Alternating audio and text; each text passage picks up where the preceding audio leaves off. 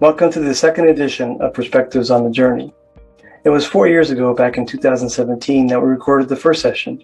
It was part of an online leadership course focused on the future. Three very distinct aspects of that future.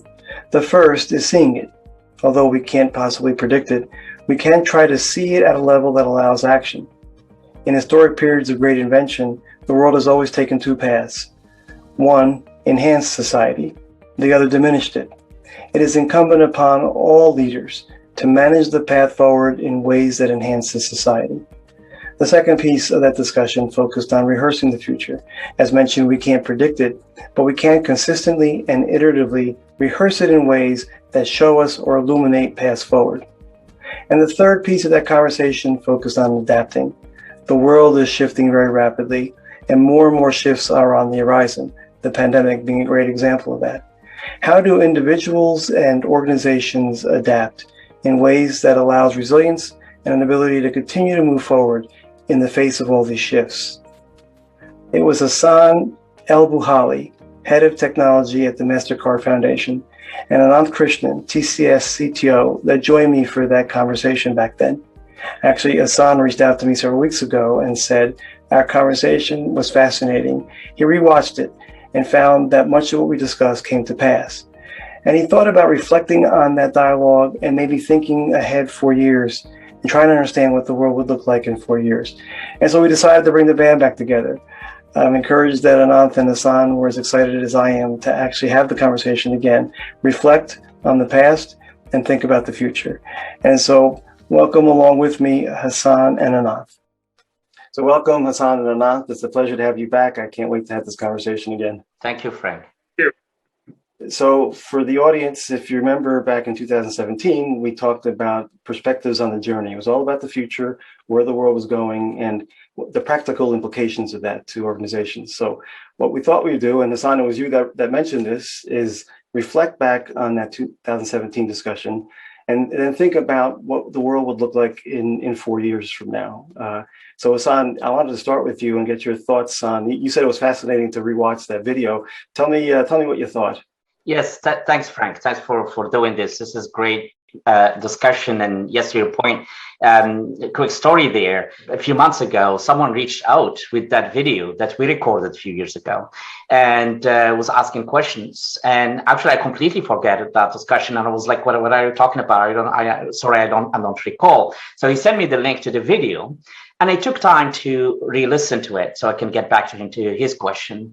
And first, I realized that was a really interesting discussion. We covered many grounds, different subjects, from strategy to org structure to the role of digital and AT to how things might change over time. The thing that struck me most while re-listening to the video is that we actually have been conservative, because when you think about it, a few years later, most of the stuff we talked about did happen, and actually there is more. Yeah. And now your thoughts on re-looking at that? I know I didn't forget about it. I knew that we had done this. And when I went back and looked at it, I said, boy, we did a good job. I actually liked watching the whole thing again, listening to us debating all those points. We got, I think, quite a few things right, at least in terms of the approach. And it'd be interesting to see what this edition looks like. So maybe we could focus a little bit on that video in terms of what it is that we did get right. I mean, clearly, if I looked at the past discussion, ecosystems have become a much bigger discussion, and the platforms that support them is clearly a dominant discussion. Digital is obvious, although the pandemic may have illuminated some weaknesses in some organizations around digital. Now, what other aspects of agility, IT structure, anything that you can think of that you think we did get really right? I think quite a few things have not changed, at least from what I remember. The broad approach that business leaders and technology leaders need to take in the light of an uncertain world, a volatile world, etc. The way in which to look at agility. You mentioned the portfolio approach to your budgets and trying out new things, the ability for us to lead the business in the art of the possible. I think those are pretty much there. What I think we did not get right, certainly we didn't predict the pandemic or the acceleration it caused in technology adoption in many cases, or the tragedy that it's caused in a larger context. Yeah. We certainly missed that. I don't think anybody could have done that in some way.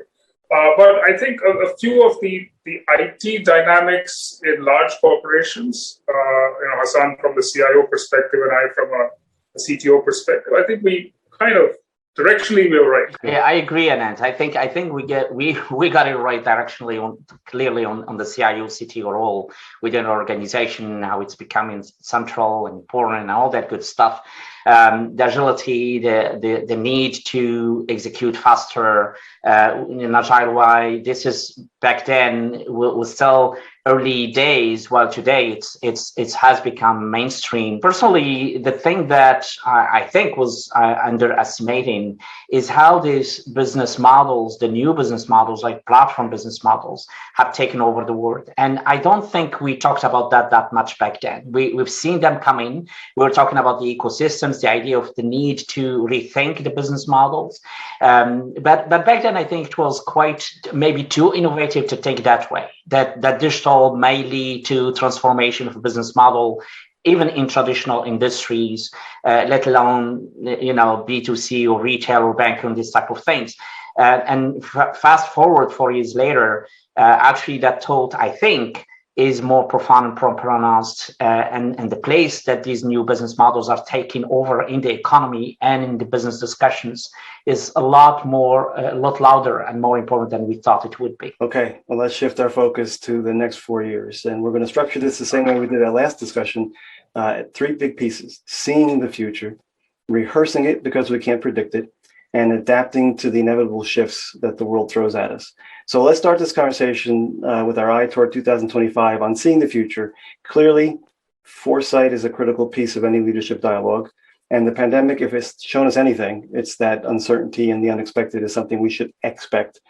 So what do we think will happen in terms of our organizational ability to drive foresight, to understand the future in a way that allows us to act upon it, and constructively actually guide the future? So, Ananth, let's start with you this time. What are your thoughts on the seeing piece of this conversation? So, Frank, if I reflect back on the 4 year ago scenario for the same question that we had discussed, a few things have not changed. From my perspective as CTO of TCS, I'm still looking at the world and the future with two lenses. One, for TCS itself, we're a large global corporation in technology. So I have to foresee what kind of future lies ahead of TCS and advise our business leadership, our board, and stakeholders on what the art of the possible is. So that's part A of the foresighting. The part B of the foresighting is that we are a technology company. We are in consulting and services and products. A lot of our customers look to us as well to say, guys, what are you seeing? And therefore, that responsibility to say, all right, if you're a bank, this is what the art of the possible is. If you're an airline, if you're a retailer, if you're an automotive manufacturer, this is what the industry trend is. That part, I think, also is pretty much the same. My eyes and ears are pretty much the same as well. I mean, I've indicated that I certainly have multiple inputs. Our own research teams, TCS Research, is a fairly serious endeavor. They attend all the academic conferences, they write papers, they partner with universities, et cetera, et cetera. The startup ecosystem that we have, the strategic partnerships with the big hyperscale cloud players and every other tech player there is, all of those keep giving us inputs. The analyst community, for example, is very valuable in giving us their perspective of market views and so on. I mean, you and your team are a fantastic input to our planning process as well. I think the look ahead 4 years is going to be influenced by a couple of things. Back then, I had said that the selfie customer is going to be influencing our thinking a lot. A selfie customer being shorthand for everything digital and the here and now. I think in the next 4 years, the post-pandemic customer is going to influence our thinking. I think the amount of focus that we'll all have on touch-free experience, safety, trustworthiness of anything that we do, all of that will be important. The pandemic has also triggered, I think, an enormous focus on resilience, which is partly manifested in today's world by everybody going to cloud, many of their business and technology functions. I think that's going to continue into the next 4 years, and that's becoming a big part of my foresighting capability. We will talk about adaptability at all its dimensions, but I think the adaptability in the ecosystems, I think, will play in the future as well. But I think the big thing that I'm picking up on all sensors is that there is a fundamental rethink of many different industries and perhaps even at a larger societal level of what we in TCS are calling purpose. And what are we doing this, and why are we doing this? Why do we exist? Very existential questions. And those are driving both business strategy and consequently the technology strategy. Right? So this is something which did not exist at all 4 years ago. Today, it's there in every conversation with every different stakeholder. Looking back, TCS Tata, we have our purpose statement, right, which says, building greater futures with innovation, collective knowledge. Boy, that's relevant for today. Building greater futures in today's world, that's very apt, and perhaps for the next few years, and then using innovation, collective knowledge, which is who we are. So I think that's the sensory input, if you will, from the pure tech perspective. And here, perhaps we can debate it a little bit, Hassan. All the suspects, AI, 5G, cybersecurity, cloud, API ecosystems, automation, are going to be big in the next 4 or 5 years. They will drive experience, they'll drive the ecosystem models, they will drive the safety and stability and resilience, as I said earlier. Long shots, I've moved forward my quantum timetable. It'll probably start becoming meaningful in the next 4 years. And another long shot that I've moved forward is the way in which we'll manage software itself. I saw the GPT-3 demo. I said, guys, this is going to be meaningful for us in perhaps a faster time frame than we thought earlier. That's what I'm seeing. Great thoughts, Hassan. Your reaction to that and your thoughts. Well, listen, yes, your question, Frank, is so large, by the way, that we can cover it from different angles. But let me give it a try there. Building on what Ananth just said, there are a few things that I see as well. And I will start, maybe surprisingly, with the corporate social responsibility becoming a central theme in everything organizations are doing. And that is, to Ananth's point, it's actually questioning the raison d'etre of the organization, why it's there, why the firm exists in the first place, and what's its role within the economy and the society. I think that's super important, and I see it coming as a huge wave that's going to impact the company's strategy at so many levels. The other things too that I see coming that will impact a lot of the things we do in business, but now I will give it a technology spin. There are so many things out there, but if I have to choose 3, and I forced myself to choose 3. So I said the first one, I put under the umbrella of hyper-automation of everything, of knowledge work, robotic process automation, of the physical work in the plants, in agriculture, in manufacturing, in fishery, in anything, in any industrial sector. Automation and hyper-automation is something driven through technology, is something that's going to change a lot of things in the way, in the cost structure of companies. And if you're changing your cost structure, so obviously you're going to change your strategy, your operating model, your org structure, et cetera, et cetera. The second element, and to Ananth's point, automation isn't touching software itself. Even software is being built in an automatic way in some pieces of it, which is fascinating, by the way. But the second one I see is, what we referred to in the introduction discussion there.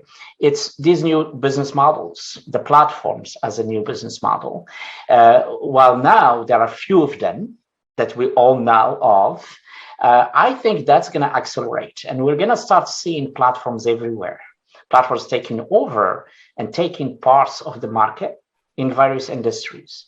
And that will force the incumbents to react. And even those who are retrenching in a very protected, regulated industries, I think even those and complex industries with complex supply chain and complex operations that you cannot just set up a plant or a refinery overnight, right?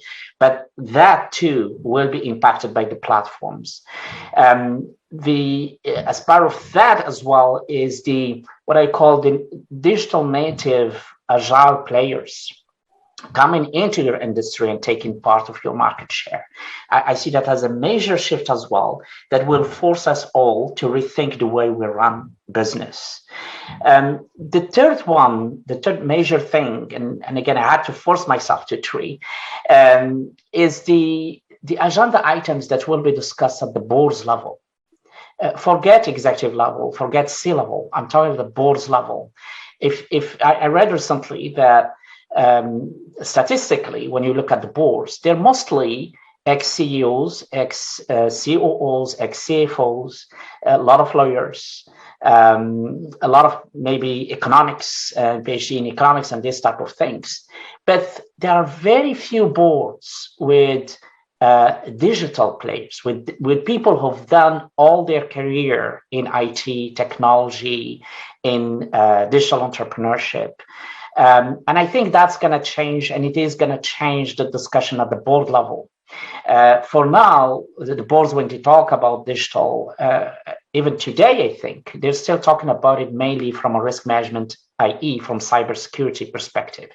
And that's, I think, is not the right way to look at technology at the board level, but rather talk about it from a business model perspective, how we're generating revenues, how we're generating profits, and how digital is transforming our industry boundaries. So I had to choose these three. And when you look at these three as big players and big differentiators on how things would be done and how business would move forward, then you start thinking, okay, so how do we react to that as a business? And how can we, what ears and eyes we need to react to that? And I've mentioned a few of them. Nobody knows everything these days, given the complexity and the speed of change. No matter how smart you are, you just cannot get it all. The level of complexity and the level of dot connecting you need to understand what's happening is, I think, at a point that's beyond human brain capacity to absorb and address. So there will be a need, clearly more than ever, to talk to consultants, to consult with others who work with other industries, who see what's happening in the market over there, to build a view and perspective on how to move forward. So I like the piece about, consultants having a career. but seriously, I think the take, Hassan, that you sort of is, I think, very, very aligned with what I'm seeing and hearing as well. The top three things that you've articulated, automation. In TCS, we started with a mindset which we call machine first. Seriously asking ourselves the question, can we give the machine the first right of refusal for a particular task? And if it can be done by a machine, free up the human being doing the task and give it to the machine, and then the human being will move on to higher tasks. I think that sort of mindset is now not just in IT and data center management and applications management and so on, but it's pervading across a whole range of capabilities across industries. So totally with you. On the ecosystems, I'm sure we'll have more to say, but fear factor in boards, and then linking it to your third point, that boards are now getting more and more tech savvy. In the last year and a half, Frank, you've been there. I've addressed so many boards of our customers and so on. They are looking for these kind of answers from consultants, from their own CIOs and CTOs and everybody else to say, what is the art of the possible? And that ecosystem play, the platform play, and the digital play is going to drive corporate thinking over the next 4 or 5 years like nothing you've seen before. It's an acceleration. Yeah, no, I agree with all that. And just to talk about that board piece of this discussion really quickly, the other thing that's happening is activist investors that are now being placed on boards, and linking it back to the purpose conversation. We're seeing that obviously in the oil and gas industry, and I expect to see a lot more of that, right? So just the composition of boards, not just in terms of digital infusion, but also this linkage to the purpose and sustainability and other pieces of the conversation. And the other piece that I really liked that you mentioned, Hassan, was the dot connecting. The system thinking that's required to operate in a world moves this fast, but has so many building blocks that you have to consider. And they're not just science and technology. They're geopolitical, they're economic, they're social. There's just so many different dimensions to consider. So with that as a backdrop in terms of the future, let's shift to the second one, which is really rehearsing that future. And I like using rehearsing because I think looking at possible futures is the only way to understand paths or potential paths, and understanding those paths allow us to act at some level towards constructing a very positive future. So we talked back then about rehearsing and the kinds of things that really play into that. Let's have that conversation again, but now again with that lens on 2025. What do we see in the rehearsing category? And this time I'll start with you, Hassan. Yeah. On the rehearsing side, I come across something super interesting a few months ago. It was actually the ING Bank in the Netherlands CEO talking and describing their strategic planning process. And it struck me how that organization gets it from a rehearsal proposal. So as an organization, companies will have to define a long shot. Here's what we want to be in 5-10 years from now. That needs to be there. It becomes the Northern Star of the organization. And most organizations have that already. But then when you start building a strategic plan, forget building a 3-year strategic plan, forget even 1-year strategic plan. You have to put one because you need to put some budget and some numbers for your financial reporting. So you have to put one. But the way I think organizations will manage the acceleration of the future is by having something basic to work on a yearly basis, but then review it on a quarterly basis. Every quarter, you have to rethink about it as reviewing your strategy, reviewing your strategic plan, reviewing your execution and implementation plan. Now, when you think about that, you say, well, that's almost impossible when you have assets that have 25 years life cycle, for example. You're managing plants that takes years to build, and you're managing operations that takes a generation to build and maintain and operate. How can you be changing your strategy every quarter? I think that's not the right way to look at it. The way to look at it is that we have an overarching plan for the next few years. We have a Northern Star for the next 10 years. But then we're open in our mind and our mindset, we're open to reviewing that and challenging that on a quarterly basis based on what's happening outside, using the ears and the eyes we have coming to us from internally from our organization, from our employees, and externally from our customers or from the market. And being able to rehearse and accept the fact that you may need to change your strategic plan regularly, a lot more than once per year or once per 5 years. I'll stop there. That's great thought. Ananth? From the rehearse perspective, a significant change that I've witnessed in the last 4 years in TCS, and then now because of the pandemic and many of our customers, is this more or less an acceptance that this capability of rehearsing different scenarios and turning on a dime, so to speak, is a necessity. It's difficult to predict, and Hassan, you hit it on the head. Nobody's thinking about a 5-year program and saying, I will deliver this in 2025 in one go. They are doing it in agile sprints. They're doing it in iterative development. They're being very, very adaptive with the way they're thinking about the technology and the business problem. And they really, changing literally every quarter, as you said. This was a IT capability. IT has known agile as a method for developing software for 20 years now. Now it is becoming something much more pervasive, and it's indeed in the innovation agenda as well. And in TCS, we have got this notion now in the last 1 year of what we call an agile innovation cloud. It marries three things. One, the iterative experimentation that technology is traditionally done with the short rapid cycles. I talked about the way our incubation team inside TCS Research and Innovation uses this very effectively. That's now become standard, right? It's the way we are innovating with customers, with other stakeholders as well. Secondly, there is admittedly a huge partnering ecosystem play. Mm-hmm. So the physical spaceports that we are setting up, some of them are inside universities like Carnegie Mellon or Cornell Tech, and others are in hotspots like Toronto or in Amsterdam or in Tokyo. And it's a question of bringing stakeholders together so that the spirit of agile innovation can actually come to life. And in today's context of a large percentage of us working from home, the cloud part of it comes in, because now literally, people who are interested in a particular project for 30 days could just spend their time on it using technology to collaborate and drive the agenda forward. So agility, location independence, the ability to bring people together who are excited about a problem and its solution.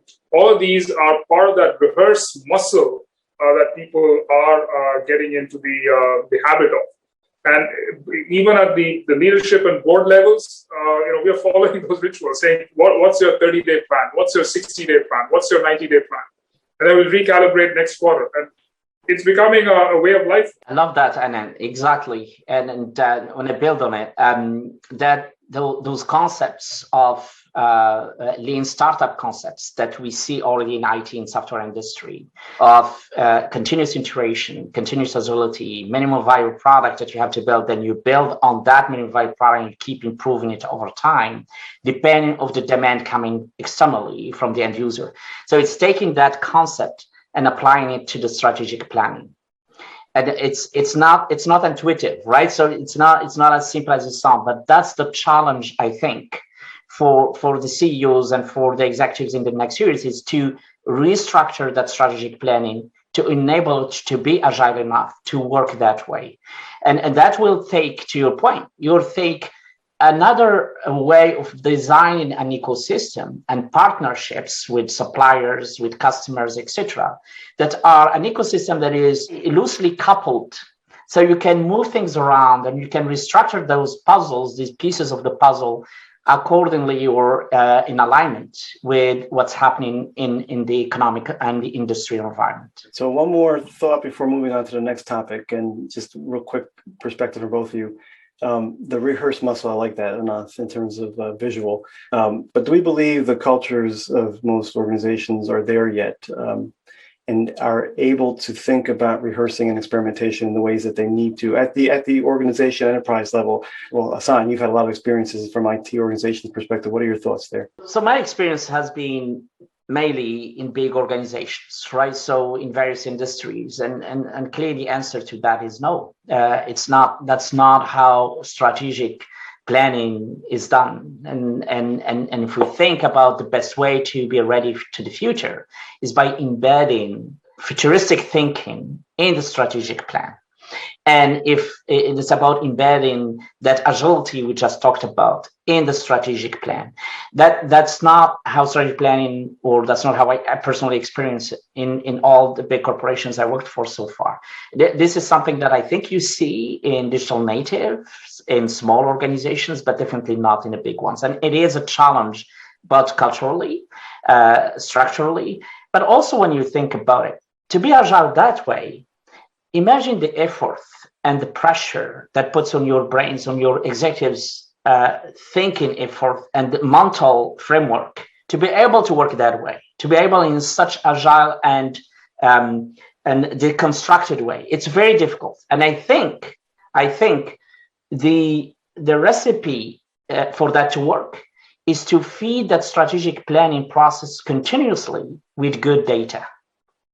And here is now we're getting into the role of IT and data and analytics in feeding that strategic process efficiently in real time with good data that we can trust to enable that agility. That agility cannot be achieved with current culture, current system, current processes. Yeah, very interesting. Ananth, you talked to a lot of folks around the world. Your thoughts? I think that's a very interesting. Agility requires us to take the right decisions much more frequently than in the traditional way. And good decisions can be taken only if you have good data underneath it, at least on what is happening, and then you can at least try to forecast and so on. I think it resonates very well with what I'm seeing. So there is this whole notion of benchmarking your data maturity as a necessary part of this agile enterprise. We even did some academic research on it, and then we published a data maturity model, something like the CMM 5-level model. Data maturity level 1, 2, 3, 4, and 5. They are very straightforward key performance indicators that let you know that you are at level 2 or you're at level 3, and here are things that you need to do to improve your maturity. A lot of our customers are interested in this. Why? Because I think they see the need now from a business perspective. It's no longer an interesting thing for the CIO to do. It's becoming a business-driven initiative that the corporate data office or sometimes the chief digital officer or the chief data officer is driving this as much as the CIO is championing it from the IT perspective. So I think the quality of data thing, completely with you. The other big driver, which I think is changing the minds of businesses to think in this agile way, links back to, Hassan, what you said in your first set of statements. The truly digital players, the big ones, are now seen as a viable factor in the strategic planning of almost every industry. The automotive industry no longer competes with the automotives. I mean, they compete with the newer players, the entertainment industry, the telecoms industry, the retail industry, the financial services industry. So when you have these well-defined swim lanes that, I'm a bank, I compete with other banks, this tech industry guy coming in and, swimming across the pool in a diagonal, suddenly it's very disruptive, right? So that's also putting a little bit of a fear of God into people saying, I can't do my traditional year-on-year, 5-year annual plan because, along comes someone who's going to disrupt my industry. So that's driving that need for agility as well. To the last piece of this discussion, and that's the adapting piece. If the pandemic's shown us anything, it's really focused on this piece of our conversation back then and brought resilience in that term to the fore. We're hearing that all over the place. So we know that the world is unexpected, is uncertain, is volatile, it's moving very fast. And that really puts emphasis on our need to adapt as individuals, as organizations. So we'll start with you, Ananth. Let's focus on adaptability in the context of 2025.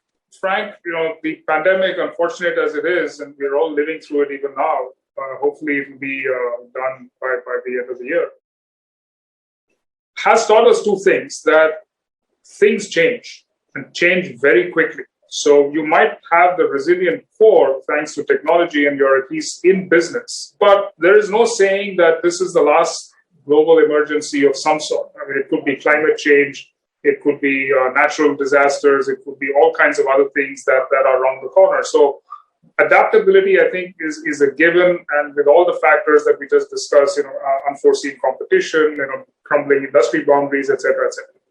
So given that, enterprises are now gravitating towards the kind of thinking that I had described 4 years ago, which is what I learned from Clayton Christensen, that there are multiple types of innovation. There is the sustaining innovation, that's the here and now, and there is the big leap improvements in the current jobs that you do, and then there is the disruptives that you have to be able to at least rehearse and adapt and prepare, so if that unforeseen event happens, you are ready and with a plan, a technology platform, a business model, et cetera, et cetera. So that portfolio approach, in fact, we now call it the Clay map in Clay's memory because unfortunately, he passed away just over a year ago. That is central to the way I'm looking at things. It's almost like I'm placing my bets. It's no longer the 3 dimensions, it's actually 4 quadrants of the Clay map. And that is the basis on which this adaptability agenda is built. You have everything from the reasonably certain to the completely uncertain and 2 pieces in the middle that you place your chips on.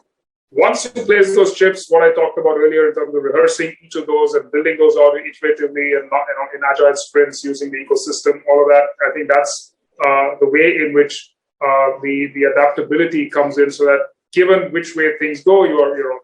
Lastly, it is about that big vision. The purpose sets the big vision. It's not that you're completely all over the place in random Brownian motion, just trying to do 50 different things.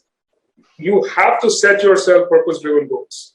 Whatever it is, Tesla says they're going to build autonomous cars and compete with renewable energy, and batteries will be the secret sauce for both. Right? I mean, that's a big, hairy, audacious goal. They've said that they'll do it in a decade, but they're doing step by step whatever they're doing. And similarly, the retailers, the banks, and everybody else has got these big goals that we will make the world a better place.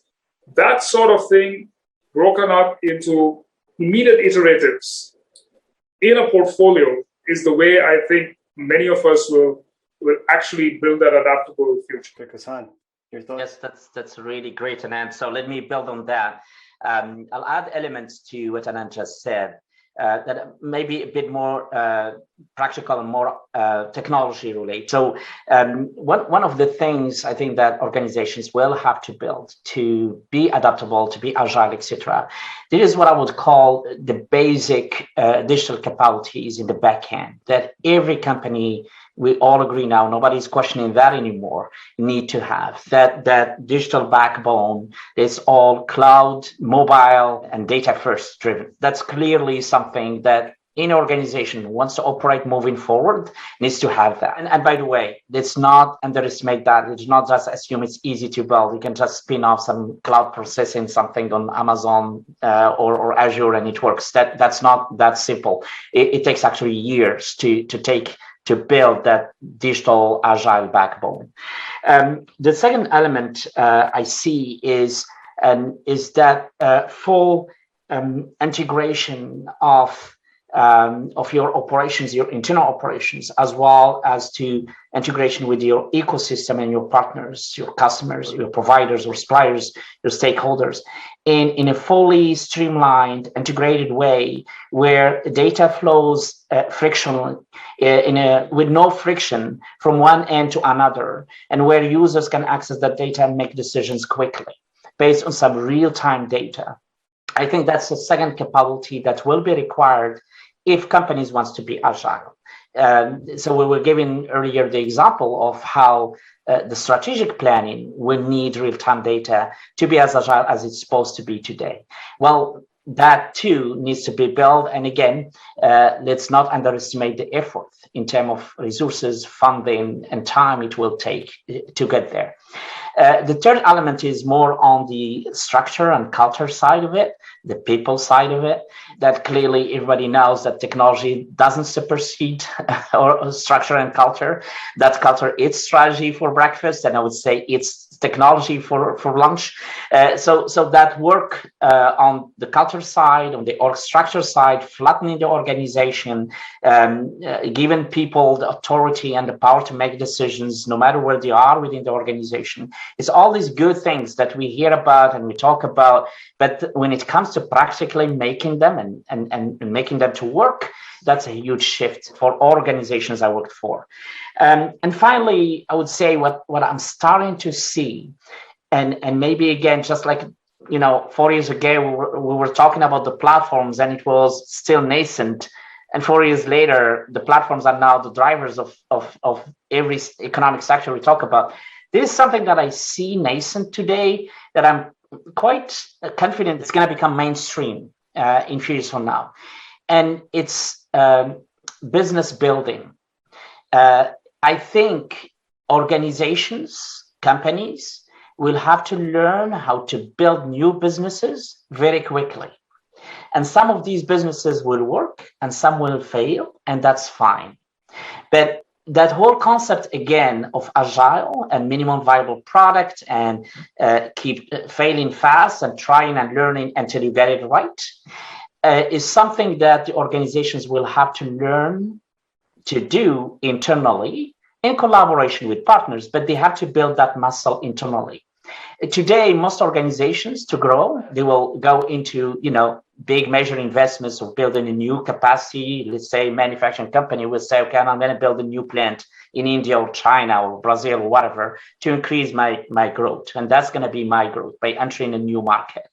And another way is through JVs or acquisitions, right? It's that part of the business of business development, of growth, will have to be done in an agile way.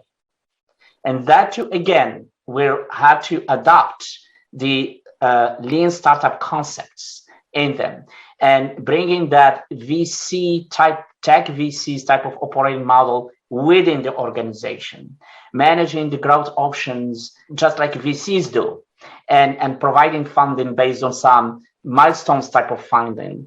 Go do this and get back to me in 3 months from now. We'll see if we continue with that plan or with that project, or if we turn that off and we start something new. So that's a capability that I think, I call it business building for now, that I think will become a prerequisite in future organizations. All right, so in 4 years, we're going to look to see if your business building idea played out. Let's do that. All right, final thoughts before we wrap up. Ananth, your final closing thoughts? No, I was listening with such great interest to you, Hassan. And I think what you said about that last concept of applying all that we discussed, not just to technology, but to business itself, and the different approaches that businesses will take towards that adaptability issue, I think is exactly right. But in my head was already turning on how I could use it. Here's my first thought. There will be things that are predictable that businesses will try to do in the way they've always done it, but the cycle times will be much shorter. So that's type A of the adaptability changes or innovations. Where there is a strong existing technology capability, whether it's, we talked about all of them, AI, cloud, et cetera, in many industries, like the one that you said, manufacturing industry, setting up new plants and JVs, et cetera, et cetera. But if I take a function and say that the manufacturing industry now makes products, but tomorrow is going to make smart products, which are going to be probably not sold, but leased and then tracked. And so it's a different way of thinking about it. That sort of innovation will be done very differently. It might use IoT, it might use 5G, it might use all the cool tech.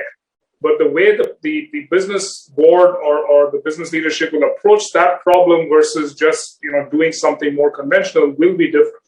And that's the nuance. And then finally, the ones where the technology is new and the business model is new, they will be the VC funded type initiative. The show me what you can do, iterative, which is very alien to big companies. Familiar comfort zone, but they'll just go faster and with shorter cycles.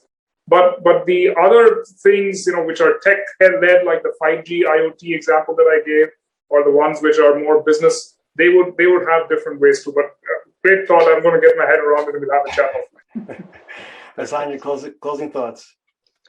Well, my closing thoughts, and I'll go back to how we started it. We had this conversation 4 years ago, right, Frank? Was it 4 years already? 4 years, yeah. Time flies. So 4 years ago, and remember, 4 years ago, we were still talking about, digital is important. IT is important. Technology is important.